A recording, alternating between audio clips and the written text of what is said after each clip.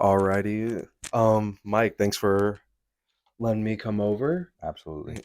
So I guess we'll start off for the viewers. Like, what exactly is your title and what do you do? Yeah, so my name is Michael Chester. I am the owner and operator of Everest Coaching Solutions. It's a coaching practice based out of Mount Pleasant, South Carolina. What we really do at the core is we offer services for those who have families addicted to substances, who are looking to help themselves, looking to help their family, and looking to help their loved one as well.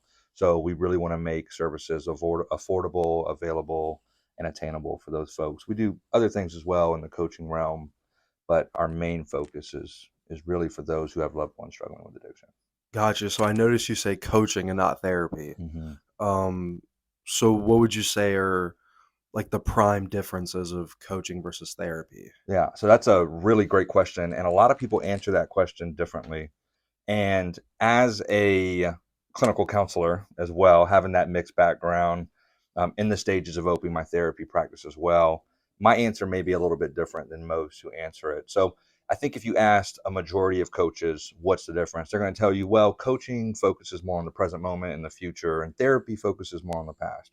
And I think that's a general statement that doesn't really apply. So in my background in therapy, there are therapies that focus on the present moment in the future more than they focus on the past. So the way I really look at coaching is a way to treat people who aren't struggling with a mental health disorder, who want to get more out of life but are struggling to find it. That's my general scoping answer to what's the difference between coaching and therapy. Therapy is a place where many times people are being diagnosed with a substance use disorder or another mental health disorder. They're being treated specifically for that through evidence-based practice. A little different than coaching. Typically, when people come to me for coaching, they're not experiencing the level of fulfillment they want in life and they want more, but they're not necessarily struggling with a mental health disorder. And for me, that's the distinction. Okay, gotcha. And so I know you said you're working on being a certified, like getting certification in therapy. Mhm. Um, Is it, like, uncommon for people to be in both like, to touch both fields? Yeah. So I'm in the process of being licensed Right, to licensed. practice therapy as an LPC. LPCA is what you first start off at.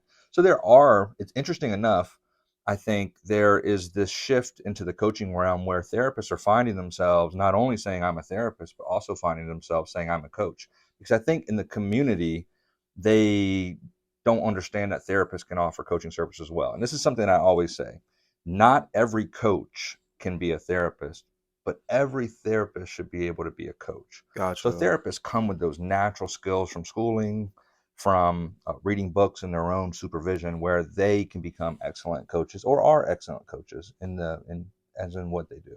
Gotcha, that's interesting, and Yeah. so, uh, I guess kind of going back to your story personally, hmm because before I met you, I'd never heard of the difference or distinction. hmm I think naturally people that don't know just will group it together, Yeah. and so I'm wondering what brought you to the coaching side first and then now getting licensed very soon? Yeah. So through my own personal experiences with searching for growth and fulfillment and having my own struggles, I have went through many different modalities of help. Coaching was one of those, and I think for me, the coaching aspect of it, the go out and get it, like the world is what you want to make it, that kind of motivational energetic feel to it really appealed to me. And throughout my own practices of it, I found a lot of strength and encouragement in it. So I really wanted to be able to motivate people on a deep level and do that, and I felt coaching for me was a great platform to do that. Also, being ethical, there are things that you can't do without being licensed. There are things that you can't do without being able to have those qualifications. So for me, I knew that coaching was a way for me to be able to help people until I got to the point where I could do therapy. So for me, coaching was a way to help people until I got to the point where I could also help people in other ways. And I'm looking forward to having my therapy practice and having my coaching practice being two separate things and being able to do both because I love both modalities of helping people, but there is a clear distinction for reasons. Okay, fair enough. Yeah. And so was it, and maybe I'm getting too personal, but was it something like how you were describing coaching where it was like something you weren't happy with in the present, where it was like, man, I want fulfillment, I want Yeah. this, and then you stumbled upon a new career path in doing that? Yeah. So for me, and I appreciate the question. So for Mm, me, getting personal, I really didn't feel like I could do what other people could do. I don't know if it was a self-esteem. I don't know if it was some of the experiences that I had in life, but I truly believe deeply that there were just things in life that just weren't for me. I wasn't dealt that hand. And I okay. had all these limiting beliefs, and coaching helped me break through those. And there were some things on the therapy side as well that I really needed help with as well that were foundational, but the coaching for me is what really broke me out of that. Wait, if I put in this work, I can do that. If I just do what they did, I can have what they have. Mm. Not because where I come from or how I was raised or my experiences or who I am demographically. Like I can go out and do that if I'm willing to work hard. And that propelled me in a direction that I just got really excited about. And I knew that if I could change some of these limiting beliefs, I could also show other people that they could change as well. And I just became obsessed with helping people. And how can I be the best person possible to help other people experience more fulfillment? And that has really catapulted me on this journey of growth with getting my master's degree, getting my bachelor's degree, even going to college, being 22 years old, going back to college. Um, all that really just got me extremely excited. All the books I read, all that stuff. Was there a favorite book that you had that motivated you the most? Yeah, yeah, Okay. there is, and it's right here. And if my wife was here today, she'd already answer this for me. Yeah. So it's "Awaken the Giant Within" by Tony Robbins. Okay. Was a life changing book for me. I remember during the time I could barely read. I wasn't always the best in school, and just to be transparent, at this point, I had a GED because I didn't finish high school. And I got a GED and I was always intelligent, just never really applied myself. And I think it goes back to that belief of I can't do anything anyway. So why Right. even give it effort? And so I read this book 1 to 2 pages a day, and I read it over the course of about 6 months, and it absolutely altered my life in a way that I truly believe that if I didn't read that book, I wouldn't be sitting in this office, I wouldn't be talking to you, and I wouldn't have been able to have an opportunity to help thousands of people to this point. And for that book, I'm really grateful, and I actually buy it for a lot of my clients when I'm working with them. And I don't know if any of them actually read it. It's a pretty heavy looking book, but I Yeah. buy it for them because it was so impactful. That's amazing. That's a really cool story. Yeah. And so I guess the next thing that I would want to touch is you do addiction. Like that's what you focus on, like addiction. Would I go as far as to say counseling or addiction coaching? Like how would you describe that per Yeah, se? yeah. So it's really tough to describe. So it would be I like to say recovery coaching. So Recovery my coaching. my background is in substance use. I've worked as a primary counselor for a substance abuse facility. I have worked on certifications through SCADAC, which is addiction counseling. So for me, recovery coaching is completely different. I don't treat substance use disorders. What I do is I help loved ones who just don't know what to do. They're like, my son is struggling with addiction.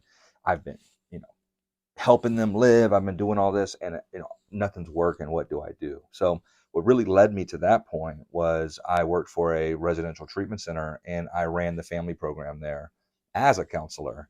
And I just fell in love with it because I realized that families just don't know what to do. They love this person, they're struggling. And addiction doesn't just affect the person struggling with addiction, it affects the whole entire family. Right. So I saw a need in the community and I really wanted to help those folks.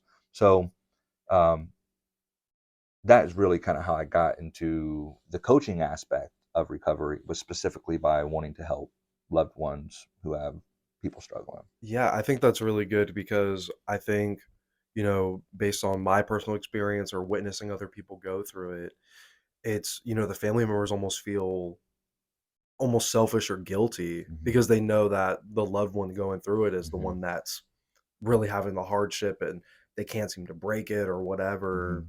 the case may be. And the family members are left in this weird gray area like, I don't want to say my feelings, so I don't want to seem like a Yeah, bad person, but at the same time, I'm having these thoughts that are so yeah. just glaring that's obvious. Yeah, yeah. I like to say a lot of times the family walks on eggshells. They don't want to Right. say or do anything that might set that person off. And oftentimes families feel like they have to protect them, and they said you can hear people say things like, well, what happens when they get it together? What if I tell people and then they get it together? They're going to be judged. Like, I have to keep this secret.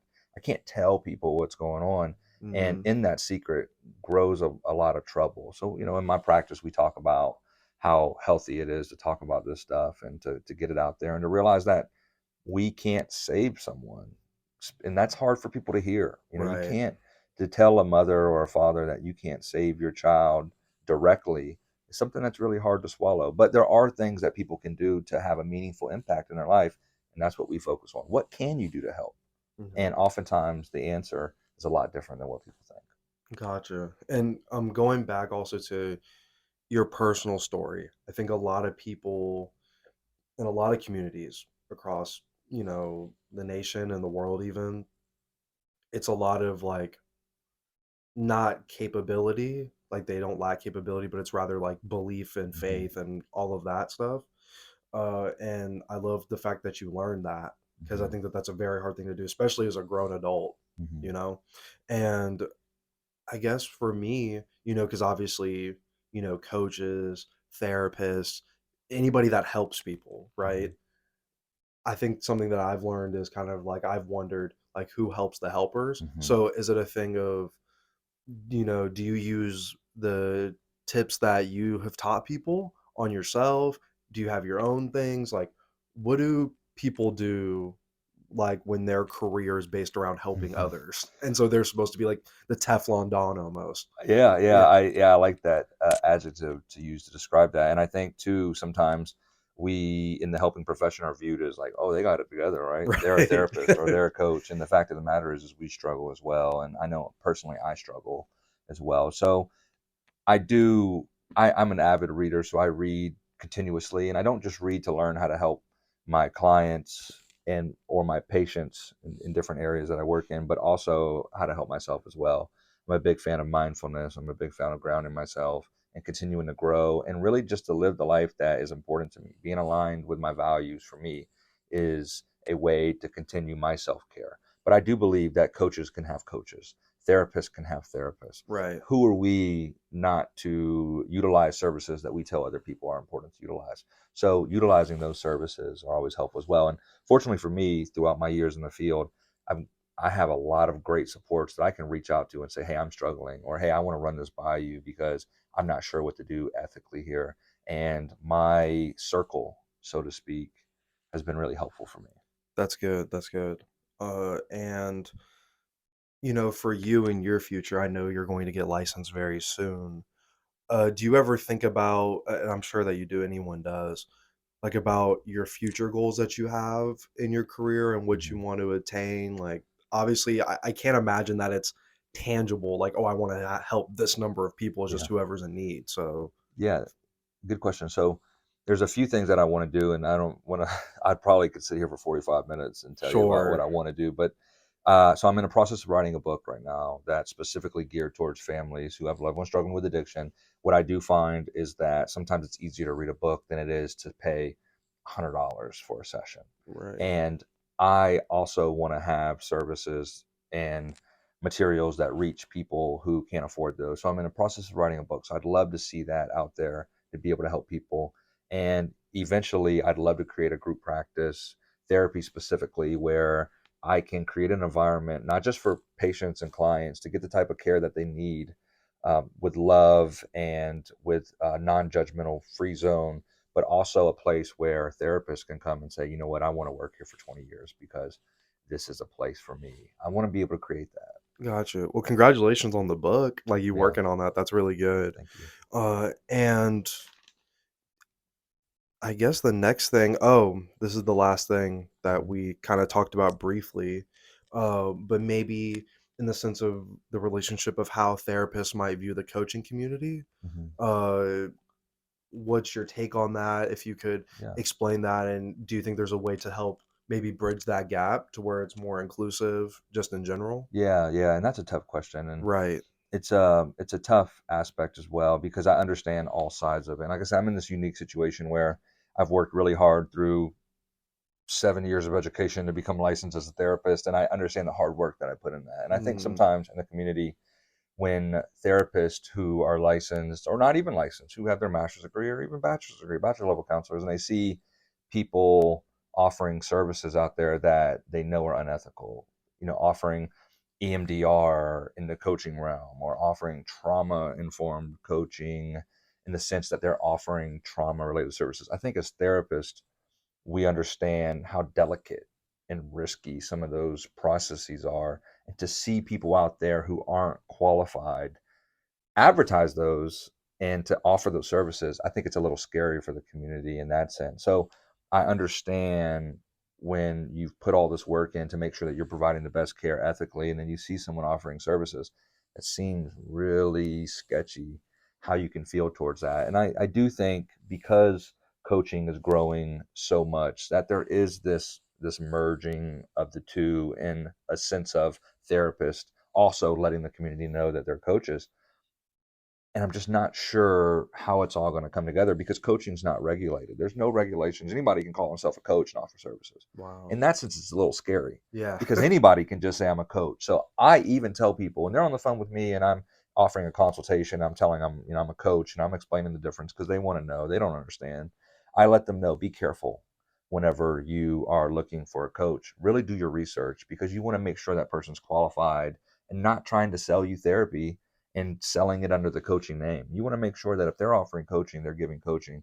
They're not trying to treat a mental health disorder because that's unethical. Yeah, and I'm curious, is there ways for people, like me that didn't really know the difference? Like, is there like things that we can point out or tangibly see, or is it just kind of like this feeling of like, man, this just doesn't feel right? Or Yeah, it yeah, seems like a really weird gray area, but I yeah. figured I would ask anyway. It's tough. It's tough because I know some coaches out there who don't have a necessarily a clinical background. They read a lot of books, do a lot of research, who are great. I can name a few coaches right now: Doug McCormick, Heidi McCormick, in my mind, and they are absolutely some of the best coaches, and they've had a huge impact on me in my life. But at the time that I was seeking services with them, I would have had no idea. Honestly, I didn't know if they were therapists or coaches. They Right, were coaches. So for the public, it's really tough. And I hate to not have a really good answer to that right. because people search out services from me all the time and they almost have to just trust that I'm telling them what's right. And I refer a lot of people who come to me for coaching, and I refer to some of my therapist friends because what they're looking for is therapy, and I'm a coaching service. So just be careful. Look at if people are saying words like therapy, counseling, and they're under a coaching name and they're not licensed as a therapist, just stay away because someone who's not licensed shouldn't be offering services, counseling, therapy independently unless they're working with some type of agency. And typically, you would know that you're speaking to Right. an agency. Okay, noted, noted. Yeah. And I think like it's okay to not have a clear cut answer because it doesn't seem like a clear cut situation. Hmm. So it seems very complex. Yeah. And I guess the last thing that I would ask before I go is that is there anything that I personally did not ask you that I should have asked? Hmm.